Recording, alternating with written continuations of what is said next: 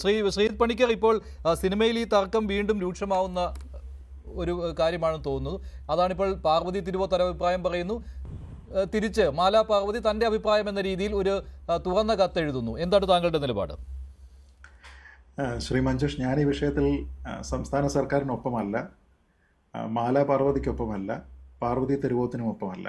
കാരണം ഇവരുടെ ഓരോരുത്തരുടെയും നിലപാടുകളിൽ കുറേയധികം കൺസിസ്റ്റൻസി എല്ലാ സമയത്തും ഉണ്ടായിട്ടുണ്ട്.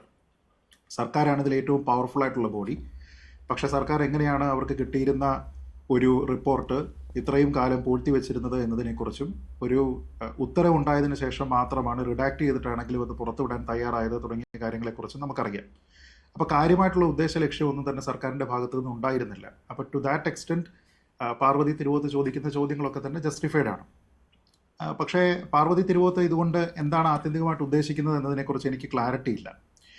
സർക്കാരിന് ഇടപെടലോടുകൂടി കുറേയധികം പുതിയ ന്യൂ ലോ ഫോർമുലേഷൻസ് ആണ് ഉദ്ദേശിക്കുന്നത് എങ്കിൽ ഇൻഡസ്ട്രിയിലുള്ള ആൾക്കാരുടെ സുരക്ഷിതത്വം ഉറപ്പുവരുത്തുന്നതിന് വേണ്ടിയിട്ടുള്ള കുറേയധികം ചട്ടങ്ങളും നിയമങ്ങളും ഒക്കെ തന്നെ ഇവരുടെ എല്ലാവരുടെയും തന്നെ ഒരു കൂട്ടായ്മയുടെ ഭാഗമായിട്ടുണ്ടാകണം, അത് കോഡിഫൈ ചെയ്യപ്പെടണം എന്നുള്ളത് മാത്രമാണ് എങ്കിൽ ഈ ആൾക്കാർ കൊടുത്തിരുന്ന പരാതിയുടെ ഭാവി എന്താണ് എന്നതിനെക്കുറിച്ച് അവർ തന്നെ ചിന്തിക്കേണ്ടതാണ്. കാരണം യാതൊരു വിധത്തിലുള്ള അക്കൗണ്ടബിലിറ്റിയും ഇല്ലാതെ ചില ആൾക്കാർക്ക് ചെന്ന് അവരുടെ പേര് മാത്രം മറച്ചു വെച്ചുകൊണ്ട് നമ്മൾ ആർക്കെതിരെയാണോ ആരോപണം ഉന്നയിക്കുന്നത് അവരുടെ പേര് സർക്കാർ കടലാസിൽ എഴുതാം എന്നത് ഒരു ശരിയായ രീതിയല്ല, അത് ശരിയായ ഒരു നടപടിയല്ല. നമ്മളൊരാളിനെതിരെ ഒരു സ്റ്റേറ്റ്മെൻറ്റ് നടത്തുന്ന സമയത്ത് അതിനകത്തൊരു സെൻസ് ഓഫ് അക്കൗണ്ടബിലിറ്റി ഉണ്ടാകേണ്ടതാണ്. അതുകൊണ്ട് തന്നെ നിയമപരമായിട്ട് നമ്മുടെ നാട്ടിൽ ഇത്തരത്തിലുള്ള വിഷയങ്ങളെ നേരിടാനുള്ള നിരവധി മാർഗങ്ങൾ വേറെയുമുണ്ട്. ഇപ്പോൾ ഹേമ കമ്മിറ്റി വന്നതുകൊണ്ട് മാത്രമേ നമുക്ക് ഈ സിനിമാ മേഖലയുമായി ബന്ധപ്പെട്ട് സ്ത്രീകൾ അനുഭവിക്കുന്ന പ്രശ്നമെല്ലാം തന്നെ ദൂരീകരിക്കാൻ കഴിയൂ എന്നുള്ള ഒരു നിലപാടിലേക്കൊന്നും എത്തേണ്ടതില്ല. മറ്റേതൊരു മേഖലയിലും സ്ത്രീകൾ അനുഭവിക്കുന്ന ബുദ്ധിമുട്ട് പോലെ തന്നെയാണ് ഈ മേഖലയിലുള്ള ആൾക്കാരും അനുഭവിക്കുന്നത്. ആ മേഖലകളിലുള്ള ആൾക്കാർ എങ്ങനെയാണോ അതിനെ നിയമപരമായി നേരിടുന്നത് അതേപോലെ തന്നെ നിയമപരമായിട്ട് നേരിടാനുള്ള എല്ലാ അവന്യൂസും സിനിമാ മേഖലയിലുള്ള സ്ത്രീകൾക്കുമുണ്ട്. ഒരു ചെറിയ ഉദാഹരണം പറഞ്ഞാൽ, ഒരു സിനിമയുമായി ബന്ധപ്പെട്ട ഏതെങ്കിലും ഒരു പ്രൊമോഷൻ ചടങ്ങിന് പോകുമ്പോൾ അവിടെയുള്ള ഏതെങ്കിലും ഒരു വ്യക്തി, ആ സിനിമയുമായി സഹകരിക്കുന്ന ആളല്ല, മറ്റേതെങ്കിലും ഒരു വ്യക്തി ഒരു നടിയോട് മോശമായി പെരുമാറിയാൽ എന്ത് ചെയ്യും? ഹേമ കമ്മിറ്റി റിപ്പോർട്ട് വന്നതിന് ശേഷം മാത്രമേ കഴിയുകയുള്ളൂ. ഹേമ കമ്മിറ്റിയോട് പരാതി പറഞ്ഞിട്ടേ കഴിയുകയുള്ളൂ. കോടതി ആളിൻ്റെ അഭിപ്രായം ചോദിച്ചിട്ട് കേസെടുക്കണോ? അങ്ങനെയല്ല. നമ്മളത് പോലീസ് കേസ് കൊടുക്കും, മറ്റേതൊക്കെ അപ്രോപ്രിയേറ്റ് ആയിട്ടുള്ള ഫോറങ്ങളിൽ കേസ് കൊടുക്കാമോ ആ രീതിയിലത്തേക്ക് പോകും. അപ്പോൾ അതേപോലെ തന്നെയാണ് ഈ ഇൻഡിവിജ്വൽ കേസുകളിലെല്ലാം തന്നെ പോകേണ്ടത്. അതുമായി ബന്ധപ്പെട്ട് പാർവതി തിരുവോത്തിന് എന്തെങ്കിലും ക്ലാരിറ്റി ഉണ്ടോ എന്ന കാര്യത്തിലും എനിക്ക് സംശയമുണ്ട്. ഇനി അടുത്തത് ശ്രീമതി മാലാ പാർവതി പറഞ്ഞിരിക്കുന്ന കാര്യങ്ങളാണ്. അത് ആ പോസ്റ്റ് ഞാൻ വായിച്ചു, പലവരും ഞാൻ വായിച്ചു നോക്കി. സത്യത്തിൽ അവരെന്താണ് അതുകൊണ്ട് ഉദ്ദേശിക്കുന്നതെന്ന് എനിക്ക് മനസ്സിലായില്ല. കാരണം അതിൽ പറഞ്ഞിരിക്കുന്ന ഒരു ഭാഗം, ഹേമ കമ്മിറ്റിയിൽ പോയ ഭൂരിഭാഗം പേരും SITയുമായി സഹകരിക്കില്ല എന്ന് മനസ്സിലാക്കിയിരുന്നില്ല താൻ എന്നാണ് പറയുന്നത്. അപ്പോൾ ഹേമ കമ്മിറ്റിയിൽ പോയ ഒരാൾ തന്നെയാണ് ശ്രീമതി മാലാ പാർവതി. ശ്രീമതി മാലാ പാർവതി SITയുമായിട്ട് സഹകരിച്ചോ എന്ന് എനിക്കറിയില്ല. ഇപ്പൊ ഇതിൽ പറഞ്ഞിരിക്കുന്നത് മറ്റൊരാളിന്റെ കേസ് അവരുടെ മാലാപാർവതിയുടെ കാര്യത്തിനല്ല പോയത്. അല്ല, വേണ്ട, എനിക്കറിയാം, ഞാൻ പറയാം. മാലാപാർവതി പറയുന്നുണ്ട്. ഒരു സെക്കൻഡ്. അവർ പറഞ്ഞതിനെല്ലാം ചോദ്യത്തിന് ഉത്തരം പറഞ്ഞു. ഞാൻ അവിടെ പോയി സ്റ്റേറ്റ്മെന്റ് വീഡിയോയും ഓഡിയോയും റെക്കോർഡ് ചെയ്ത് കൊടുത്തു. അതിനകത്ത് പറഞ്ഞത് ഹിയർസേയിലാണ് കേസ് എടുത്തിരിക്കുന്നതെന്ന് പറഞ്ഞപ്പോൾ ഞാൻ അവരുടെ മുമ്പേ വെച്ചാൽ ആ പെൺകുട്ടിയെ വിളിച്ചു. അപ്പൊ ആ കുട്ടിക്ക് താല്പര്യമില്ലെന്ന് പറഞ്ഞു. അപ്പൊ പ്രൊസീജിയറിലായിട്ട് ക്ലോസ് ചെയ്യാൻ പറ്റുള്ളെങ്കിൽ വീണ്ടും ആ കുട്ടിയുടെ സ്റ്റേറ്റ്മെന്റ് എടുക്കുമെന്ന് പറഞ്ഞു. ആ കുട്ടി എന്റെ അടുത്ത് വരാൻ പാടില്ല എന്ന് പറഞ്ഞു. കൺഫ്യൂസ്ഡ് ആയി അവൻ സുപ്രീം കോടതി പോയി. അത്രേ ഉള്ളൂ. 2009 അപൂർവരാഗം എന്ന് പറയുന്ന സിനിമയുമായി ബന്ധപ്പെട്ട ഒരു മോശം അനുഭവം ഉണ്ടായത് ശ്രീമതി മാലാ പാർവതിക്കാണ്. അത് SITയുമായിട്ട് പങ്കുവെക്കാമായിരുന്നു. വെച്ചിട്ടുണ്ടോ എന്ന് എനിക്കറിയില്ല. എന്തോ ഇല്ലാതെ SITയിൽ പറഞ്ഞിട്ടില്ല. പറഞ്ഞിട്ടുണ്ട്. അവർക്ക് അതിന് മെറ്റീരിയൽ എവിഡൻസ് ഒന്നും കിട്ടിയില്ല. ആരും ഇല്ല, അതിനൊന്നും തെളിവൊന്നും ഇല്ല അവർക്ക്. അല്ല, തെളിവ് അന്വേഷിച്ചിട്ടാണല്ലോ കിട്ടുന്നത്. അന്വേഷിച്ചു. അതിന് നമ്മൾ തടസ്സം പറഞ്ഞിട്ടില്ല. എന്റെ കാര്യത്തിൽ ഞാൻ തടസ്സം പറഞ്ഞിട്ടില്ല. അന്വേഷിക്കണമെങ്കിൽ അല്ലല്ല, ആരന്വേഷിച്ചെന്നായി പറയുന്നത്? അത് കോടതി അല്ല, പിന്നെ എന്തുകൊണ്ട് SIT അന്വേഷിച്ചെന്നേ. അതിനാണ് അവര് SIT സിബി മലയിലെ വിളിച്ച് വിഷയം ചോദിച്ചു, കണ്ടലിനെ വിളിച്ച് ചോദിച്ചു. എന്താ പറയുന്നത്?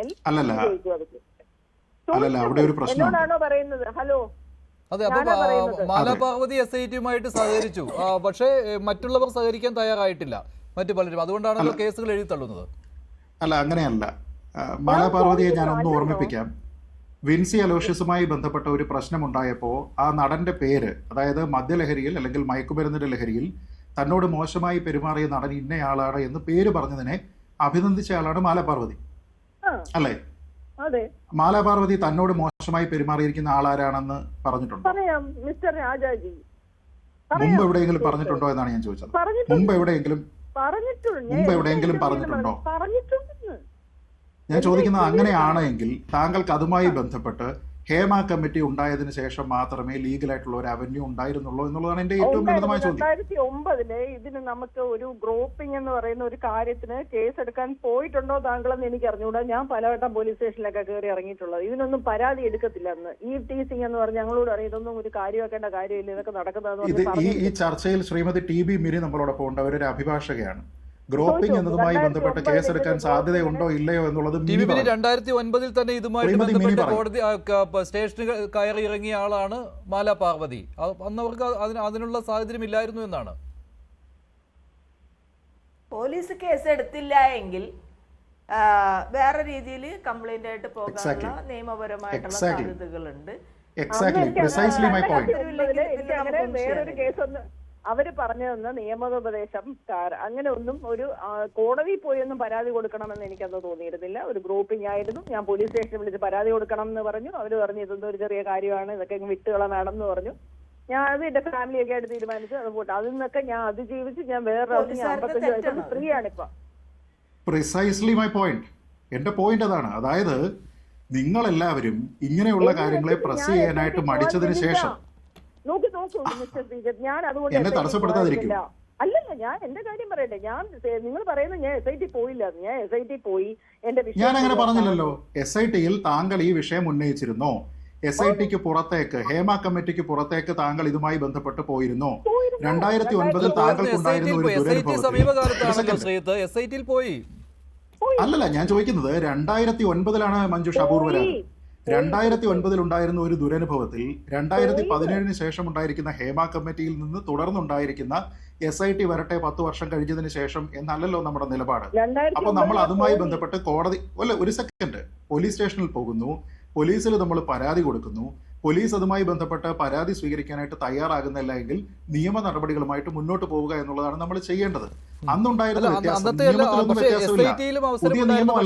മാലാപാർവതി എന്തുകൊണ്ടാണ് SITയിൽ വന്നിട്ടും മൊഴി കൊടുത്തില്ല എന്നാണ് അല്ലെ? കോടതിയിൽ മൊഴി കൊടുക്കാൻ പോകാൻ പറ്റിയില്ല അല്ലെ? അല്ല, അത് കേസുമായിട്ട് പ്രസ് ചെയ്ത് പോകുന്നില്ല. അല്ല, സുപ്രീം കോടതിയിലെ കേസ് കാരണമാണോ? അതോ അവരുടെ ബന്ധുക്കളുടെ കരുതിയിട്ടാണോ? അല്ല, എനിക്കൊരു സംശയം. സുപ്രീം കോടതിയിൽ മറ്റൊരു കേസല്ലേ? സുപ്രീം കോടതിയിൽ ഉണ്ടായിരുന്നത് മറ്റൊരു കേസാണ്. ഇപ്പോൾ നോക്കൂ, ഇത് തെറ്റിദ്ധരിപ്പിക്കുന്ന കാര്യമാണ്. ഒരു സെക്കൻഡ്, എന്റെ ഒരു സംശയം ചോദിച്ചോട്ടെ. സുപ്രീം കോടതിയിൽ മാലാ പാർവതി കൊടുത്ത കേസ് എന്ന് പറയുന്നത് ഒരു ഹിയർസയുടെ അടിസ്ഥാനത്തിൽ ഹേമ കമ്മിറ്റിയിൽ കൊടുത്ത മൊഴിയിന്മേൽ ഒരു FIR രജിസ്റ്റർ ചെയ്യുന്നു. പക്ഷേ അത് ആ ഹിയർസെ പറഞ്ഞയാൾക്ക് ഇഷ്ടപ്പെടുന്നില്ല. അതുകൊണ്ട് സുപ്രീം കോടതിയെ സമീപിക്കുന്നു FIR റദ്ദാക്കണമെന്ന് ആവശ്യപ്പെട്ട്. പക്ഷേ മാലാ പാർവതിക്ക് സ്വന്തം അനുഭവം ഉണ്ടായത്, അത് മോശം അനുഭവം ഉണ്ടായത്, അത് മറ്റൊരു കാര്യമാണല്ലോ. അത് ഹേമ കമ്മിറ്റിയിൽ കൊടുത്തു, SIT അതിന്മേൽ കേസെടുത്തു, മൊഴി കൊടുക്കാൻ ആവശ്യപ്പെട്ടു, പക്ഷേ മൊഴി കൊടുത്തില്ലല്ലോ. ഇല്ല, ഞാൻ മൊഴി കൊടുത്തു. പറഞ്ഞോട്ടെ മഞ്ജുഷേ, ഞാൻ അവിടെ SIT പോയി. അതായത് ഇവിടെ കൊച്ചിയിൽ വെച്ചിട്ടായിരുന്നു. നമ്മൾ അവിടെ പോയി SIT എടുത്ത് പറഞ്ഞു. ഞാൻ പറഞ്ഞു ഇത് 2009 നമ്മളിത് ഇന്നതാണ് വിഷയം നടന്നത്, ഇന്ന സിനിമയിൽ ഇന്നപോലെ ഇന്നയാക്കി.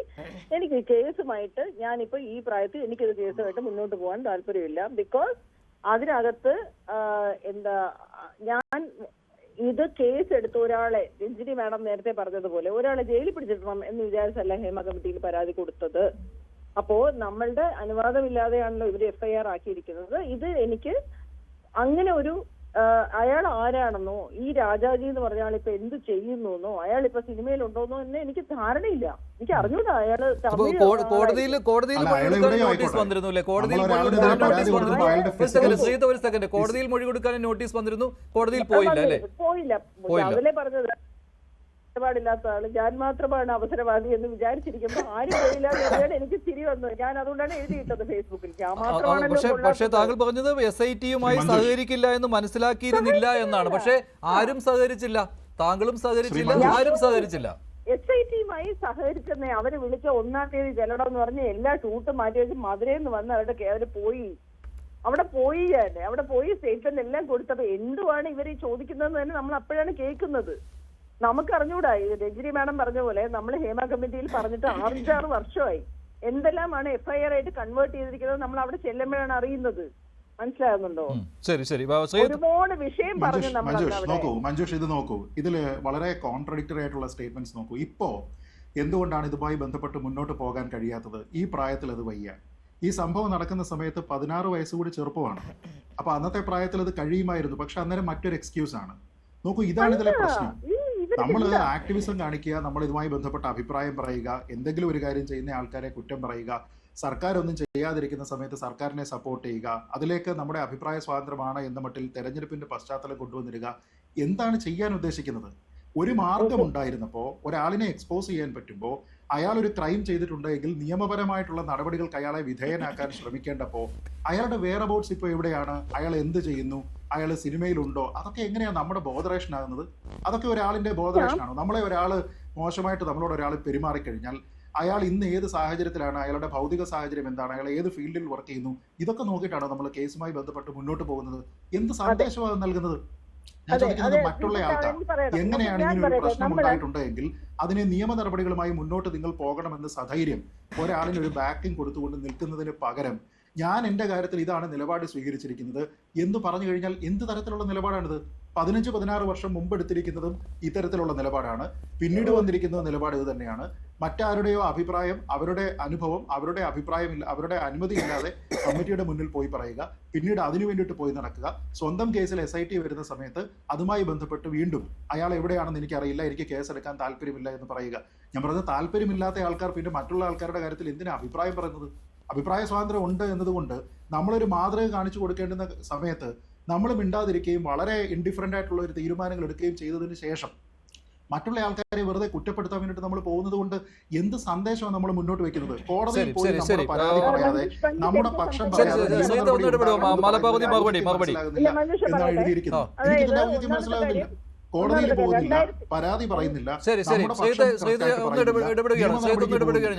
2009 ഈ നമ്മുടെ ഈ വർക്ക് പ്ലേസ് ഹറാസ്മെന്റ് ലോസ് ഒക്കെ എന്നാ വന്നതെന്നും 2009 ഇതൊക്കെ നിലവിലുണ്ടായിരുന്നു എന്ന് എന്റെ first workplace harassment law വേണ്ടെന്നേ. ഒരു സ്ത്രീയെ ഗ്രോപ്പ് ചെയ്തു എന്ന് പറഞ്ഞു കഴിഞ്ഞാൽ വർക്ക് പ്ലേസ് ഹറാസ്മെന്റ് ലോ ഒന്നും വേണ്ട. നിങ്ങൾക്ക് അറിഞ്ഞുകൂടാത്തോണ്ടാണ് നിങ്ങൾ അവിടെ കേസ് എടുക്കാൻ പോലും. എനിക്കറിയാം നിങ്ങൾ എന്തായി പറയുന്നത്. വർക്ക് പ്ലേസ് ഹറാസ്മെന്റ് ലോ ഉണ്ടെങ്കിൽ മാത്രമേ ഒരു സ്ത്രീയോട് മോശമായി പെരുമാറി കഴിഞ്ഞാൽ ഗ്രോപ്പിങ്ങിന് കേസ് കൊടുക്കാവുന്നതാണോ നിങ്ങൾ പറഞ്ഞിരിക്കുന്നത്? നിങ്ങൾ എന്ത് കൗൺസിലിംഗ് നടത്തിക്കൊണ്ടിരിക്കുന്നത്? നിങ്ങൾ ആർക്ക് എന്ത് തരത്തിലുള്ള ലീഗൽ റെമഡിയാണ് ഉണ്ടാക്കി കൊടുക്കുന്നത്? എനിക്ക് മനസ്സിലാവുന്നില്ല. സ്ത്രീകളെ സംരക്ഷിക്കാനായിട്ടുള്ള നിയമം ഈ നാട്ടിൽ എന്നേ ഉണ്ട്. അത് ഓർഗനൈസ്ഡ് ആയിട്ടുള്ള ഒരു വർക്ക് പ്ലേസുമായി ബന്ധപ്പെട്ട് വരുന്ന സമയത്ത് അഡീഷണൽ പ്രൊട്ടക്ഷൻ വരുന്നു എന്നുള്ളത് മാത്രമേ ഉള്ളൂ.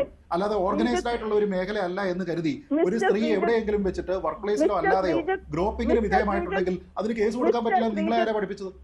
മിസ്റ്റർ ശ്രീജിത്ത്, ഞാൻ പറയുന്നത് എന്റെ അനുഭവമാണ്. ഞാൻ പോലീസ് സ്റ്റേഷനിൽ പോയത് നിങ്ങളുടെ അനുഭവമല്ല, ഞാൻ പറഞ്ഞത് ഒരു സ്ത്രീക്കുണ്ടായ അനുഭവം. ഒരു സ്ത്രീക്കുണ്ടായ അനുഭവത്തിലെ നിയമത്തിന്റെ പോയിന്റ് പറയുമ്പോൾ ആ നിയമം എനിക്കറിയില്ല എന്ന് നിങ്ങൾ വിധി എഴുതണ്ട. നിങ്ങൾ പറയുന്നത് അബദ്ധമാണ്, നിയമപരമായിട്ട് തെറ്റാണ്. ഞാൻ നിങ്ങളുടെ അടുത്ത് പറയല്ലേ, ഞാൻ പോലീസ് സ്റ്റേഷനിൽ പോയപ്പോ അവരോട് ഇതൊന്നും അത്ര കാര്യമാക്കണ്ട, ഇതൊന്നും അങ്ങനെ പോലീസുകാർ പറഞ്ഞിട്ടുണ്ടെങ്കിൽ അത് കേട്ടിട്ട് വായിൽ വെള്ളം ഒഴിച്ചിട്ട് തിരിച്ചു വരിക എന്നുള്ളതല്ല നടപടി. ഇവിടെ ലീഗൽ അസിസ്റ്റൻസ് ഉണ്ട്. നിങ്ങൾ ഏതെങ്കിലും കൊള്ളാവുന്ന ഒരു വക്കീലിനെ അന്ന് കണ്ടിരുന്നുണ്ടെങ്കിൽ അവർ പറയുമായിരുന്നു പോലീസ് കേസെടുക്കത്തില്ല എന്ന് പറഞ്ഞു കഴിഞ്ഞാൽ അതിന്റെ പേരിൽ വീണ്ടും നിയമ നടപടിയുണ്ട്. നിങ്ങളതിന് പോയില്ല, അത്രേ ഉള്ളൂ. അല്ലാതെ വേറെ വ്യക്തിപരമായ ട്രോമയും അന്നത്തെ എന്റെ പ്രായവും എന്റെ മാനസികാവസ്ഥയും വെച്ച് അതിനുള്ള ധൈര്യം എനിക്കുണ്ടായിരുന്നു. ശരി ശരി, അവസാനിപ്പിക്കാം. ശരി രാഹുൽ,